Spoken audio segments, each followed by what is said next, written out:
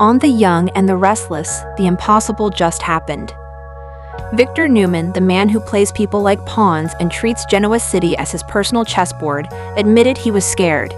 And you know who put that fear into Victor's eyes? Not a corporate threat out of New York or some faceless opponent from overseas. It was the supremely chaotic and immeasurably effective mismatch of Kane Ashby and Phyllis Summers. Or perhaps they aren't a mismatch after all. More on that later, soap fans. This AI attack on Newman Enterprises couldn't have happened at a better time, nor to a better person.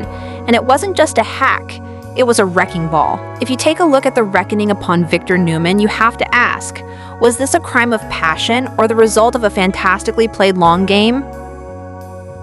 Kane has spent years, forever switching back and forth between the good guy trying to do right by Lily and their children, and the man with a roguish past who, without a doubt, definitely knows how to survive in the gutter. But when we met his Aristotle Dumas persona in the south of France, it suggested something far more complicated and calculating. The attack on Newman Enterprises really doesn't feel like a poorly thought out or knee-jerk reaction decision. It feels like the work of someone who has been quietly taking notes while everyone underestimated him. Victor himself even noted that Kane just sat back and watched his own creation, arabesque, burn, but perhaps he was just sacrificing pawns to reposition his queen? If this were indeed a long game, Kane has played it so well. He masterfully hid in plain sight, letting everyone make the assumption that he was washed out, all while holding the nuclear football for Newman Enterprises. This isn't just Kane Ashby maneuvering around a crisis. This is Dumas executing a hit like a mob assassin. He saw an opening where others saw a brick wall, and he struck with a blow right out of left field that left the Newman family scrambling to take the entire company offline just to stop the bleeding. How can Victor not see the parallel with what the Abbotts had to do with Jabot? If Kane is the math and precision behind the attack, Phyllis is like a strategic nuclear warhead. A plan this finicky could have easily stalled if it were left to logic. It needed Phyllis and her specific brand of unhinged determination, another reason it's so hard to hate on this woman. Phyllis didn't just want to win, she wanted to burn the kingdom down. Her fantasy of taking down the great Victor Newman wasn't about money, it was about respect. She feels double-crossed, undervalued, and dismissed by the Newman family.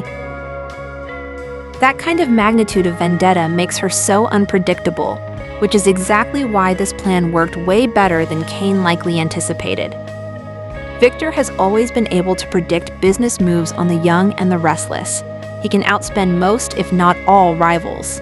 But he simply cannot predict a woman who is motivated by the desperate need to prove she is a Genoa City success to her children, and also one who doesn't even know what she is going to do from one moment to the next. Phyllis is the wild card that turned a situation into a personal humiliation for Victor. She refuses to help Billy, ignores the moral lines, and focuses entirely on the victory.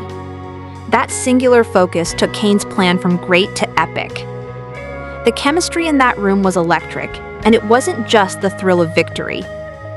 When you have two people who feel like outcasts, desperate, ambitious, and morally flexible, finding a rhythm together, the lines blur fast.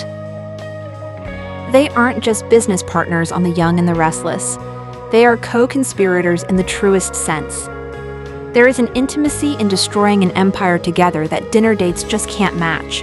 Kane's concern for Phyllis's moment of glory and Phyllis's defense of their partnership against outsiders suggests a bond that goes beyond the boardroom.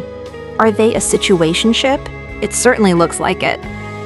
They are a power duo who are running on adrenaline and revenge, likely finding comfort in the fact that they are the only two people in town who understand what it feels like to be on the outside looking in. If they are mixing business with pleasure, they might just be the most dangerous couple Genoa City has seen in years.